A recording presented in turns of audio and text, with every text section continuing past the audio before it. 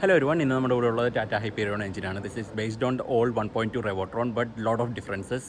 അതെന്തൊക്കെയാണെന്നുള്ളത് നമുക്ക് നോക്കാം. So this has a new head design totally different ആണ്. ഇപ്പോൾ ഈ കാണുന്ന ഒരു ട്രാൻസ്പെറൻറ്റ് ഡിസ്പ്ലേ യൂണിറ്റ് ആണ്, പക്ഷേ this has lot of changes in it. And ഇതിനെ GDI എന്ന് വിളിക്കുന്നതിൻ്റെ reason are these injectors. 3 injectors നമുക്കിവിടെ കാണാൻ പറ്റും. So they are directly going to the head of the engine. നമുക്ക് നേരെ സിലിണ്ടേഴ്സിലേക്കാണ് ഫയർ ചെയ്യണത്.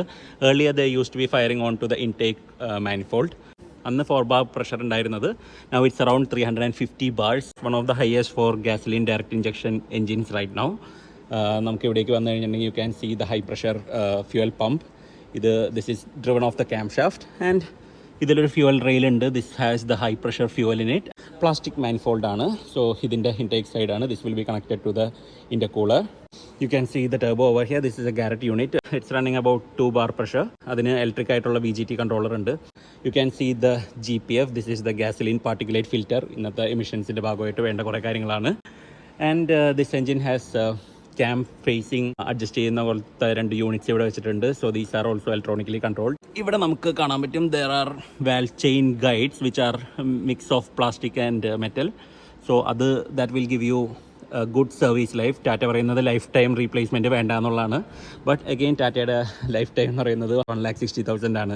പക്ഷേ പൊട്ടില്ല എന്നാണ് ഒരു ഗ്യാരണ്ടി ഉള്ളത്. This is a tensioner which automatically adjust the tension of the belt. ഈ എഞ്ചിനിൽ കുറേ മാറ്റങ്ങൾ വരുത്തിയിട്ടുണ്ട്. Everything from the piston is all new. So പിസ്റ്റൻ്റെ മുകളിലുള്ള ഈ അപ്പർ റിംഗ് ഒക്കെ പുതിയൊരു സ്റ്റീലിൻ്റെ മെറ്റീരിയലാണ്. So that's thinner. ഇതിൻ്റെ താഴെ നമ്മൾ നോക്കുകയാണെങ്കിൽ സമ്പ് കുറച്ച് ഡിഫറൻ്റ് ആണ്. പണ്ട് it use to be sheet metal. Now it's all 1 block ഒരു കാസ്റ്റ് ആയിട്ടുള്ളൊരു യൂണിറ്റാണ്. So that gives additional strength, improves NVH. And what else is new, you have a dual mass flywheel. Usually dual mass ഫ്ലൈ വീലൊന്നും നമ്മളിങ്ങനെ ഉള്ള എഞ്ചിൻസിലധികം കണ്ടിട്ടില്ല. നമുക്ക് ക്ലച്ചിൻ്റെ engagement ഒക്കെ കുറച്ചും കൂടി സ്മൂത്ത് ആയിരിക്കും. ഷോക്സും വൈബ്രേഷൻസ് ഒക്കെ കുറച്ചും കൂടി ബെറ്റർ ആയിട്ട് അബ്സോർബ് ചെയ്യും. This A vacuum pump. This is run off the cam shaft. ഈ ക്യാം ഷാഫ്റ്റിൻ്റെ എൻഡിലാണ് ഇത് കണക്ട് ചെയ്തേക്കുന്നത്. നമ്മൾ ടാറ്റയിൽ എപ്പോഴും കാണാറുണ്ട് ക്യാം ഷാഫ്റ്റ് ഡ്രിവൺ ആണ് മിക്കവാറും ഈ വക കമ്പോണൻസ് എല്ലാം. You have the oil filter here.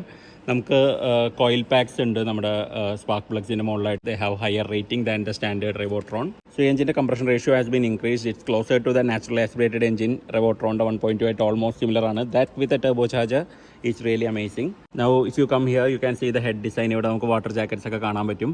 Now these valves you can see dum.